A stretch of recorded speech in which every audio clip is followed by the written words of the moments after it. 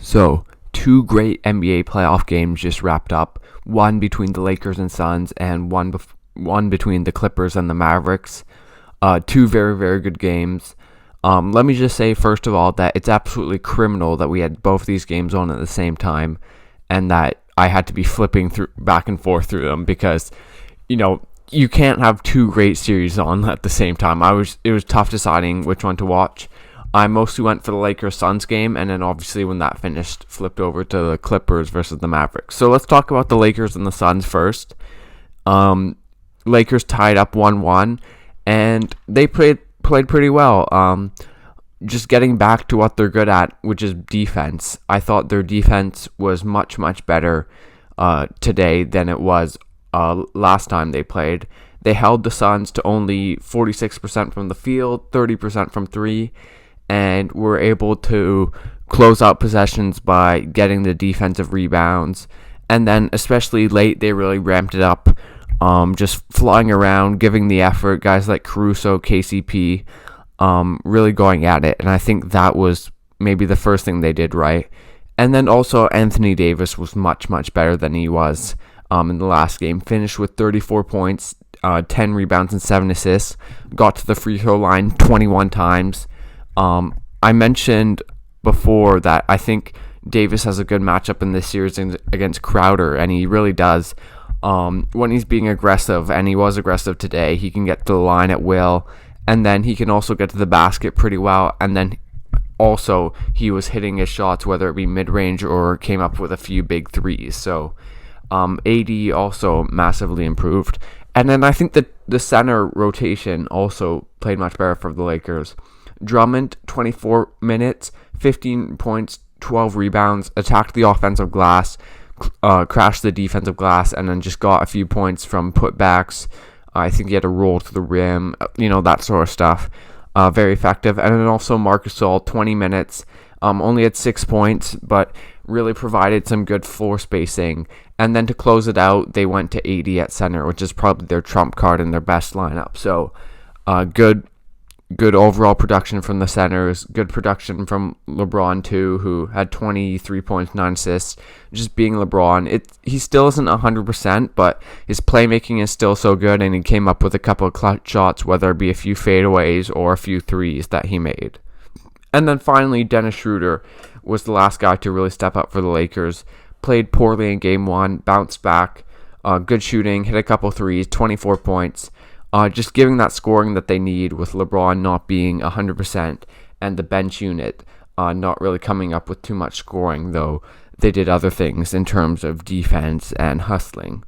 On the Suns side, I think the big story was probably that Chris Paul only managed 23 minutes. He has that shoulder injury. And though Cameron Payne, who was his replacement, played very, very well, he played 33 minutes, had 19 points and 7 assists. You just can't replace Chris Paul like that, and it's pretty unfortunate. I think that's lost to that. Apart from that, they didn't play terribly. I think their offense, without Chris Paul, was a bit slower. There was a bit less cutting, a bit less movement, I felt. And then also I think just the Lakers playing better defense and not doubling Booker straight away and giving the Suns a 4-on-3. With that being said, still some positive signs. DeAndre Ayton has been very good in these two games. Another double-double today, 22 and 10. I would say that's a positive from the Suns. And then also, they're still in this game despite the Lakers looking a lot better, which means I think with Chris Paul healthy, they can really compete in games 3 and 4 and make this a really, really close series that could go 7 games. So overall, a very important win for the Lakers. LeBron has never been down 2-0 in a first-round series, which is a bit insane, and he keeps that streak going today. He played well. I think AD and the defense were the massive things for the Lakers today. Really stepped up. But anyways, let's move on to the Clippers, who just did not play well again. And, well, they didn't play terribly, but they tanked the last 2 games of the regular season to avoid the Lakers. They end up facing the Mavs, and they're down 2-0, 2 games at home. Just brutal. That is really just a dagger. And Kawhi still had 41 points and Paul George had 28 points, and the rest of the Clippers, apart from Reggie Jackson, had very little and did very little, especially defensively. I thought they were just terrible defensively. Let the Mavs score at will. Gave up 127 points. Listen to the Mavs shot 59% from the field, 53% and 53% from three. You're just not going to win many games when you allow those type of numbers. The Mavs were just killing them from three, whether it be Tim Hardaway Jr., who is a free agent this offseason and had 28 points and hit a couple of massive threes, or Luka, who they just can't seem to guard. Luka had 39 points, 7 rebounds, and 7 assists. And they just couldn't guard him. They had Kawhi on him to start, which was good. They sometimes had Paul George on them too. Okay, that was working out. But then they come to screen with Zubac's man. The Clippers switch, and Luka is one-on-one with Zubac and is either getting to the rim or hitting a three. And they just can't stop that. And then towards the end of the game, and for most of the second half, they decided to sit Zubac. He only ended up playing 22 minutes and went to a lineup of Beverly, Jackson, Kawhi, Morris, and George.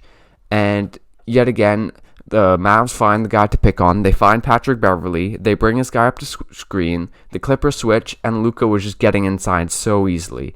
It looks like he was just walking to the rim and hitting a layup. It looked pretty easy when Patrick Beverly was on him. And I really don't know why Patrick Beverly was out there for the Clippers, not providing any offensive value and just being picked on defensively. So that was a bit rough for the Clippers, and they just couldn't find an answer for Luka. Also, a few times they did guard him well, whether it be Kawhi sticking with him in the post a few times, or just preventing the switch, or when they get switched, playing good defense. But Luka still hit a few insane shots. There was a one-footed three, a fadeaway over Kawhi. He was just really, really hitting incredible shots. And, that's okay. Those are going to go in sometimes, but you can't let them get the easy ones. And the Clippers weren't preventing that, which really hurt them and I think lost them the game, the poor defense. And then also, when they were doubling to get the ball out of Luka's hands, he was just making the easy pass to Tim Hardaway Jr. And then they found Porzingis a few times on cuts. Porzingis hit a few threes. Just all around the Mavs played really well, especially offensively. And, it would have been a bigger victory if it hadn't been for their free throws. They hit 13 of 24 free throws. So if they had hit their free throws, it could have been a blowout and even worse for the Clippers.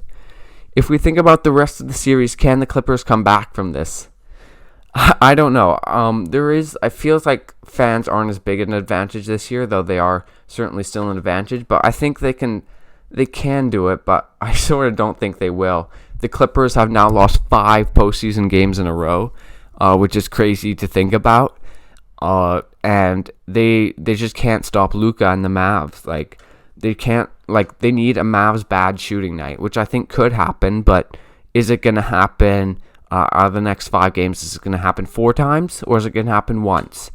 You can't be relying on the other team to miss open shots, because the Mavs are getting good looks off of Luka's stuff, and the Clippers just don't know what to do. And they tried going a bit more small ball, switching a bit more. The Mavs always find the guy to pick on, and Luka always finds the guy to pick on. So I don't really know what the answer is. Maybe I really can't think of it. I think they've just gone to everything they have and might be out of tricks. Then again, I'm not an NBA coach, so I'm sure they'll figure out something. I think you definitely have to give Luka multiple looks and multiple different defenses. And even so, it might not work. And then offensively, you need to keep putting points on the board, which they have been able to do, to be fair. Maybe the answer is trying to just crack down on the other people, not let Tim Hardaway Jr. get 28, not let Porzingis get 20, and Luka gets 39. I feel like that's sort of what they did last year. Luka gets 39, but no one else gets over 20 or something like that. But then again, at some point you just can't let Luka keep getting easy baskets. So they're in a really tough spot, and they're really struggling to find to guard Luka and to find answers to guard Luka. So I think the Clippers are definitely in trouble. They're down 2-0, and I think Dallas is probably going to win this series. Though, to be fair, I did predict the Clippers, so I am wrong on this one. And, it's pretty remarkable what Dallas is doing right now. Just their offensive pace. It's almost like nothing we've ever seen. But anyways, thanks for watching this video, guys. Leave a like, subscribe to this channel for more NBA content, and I'll see you guys next time.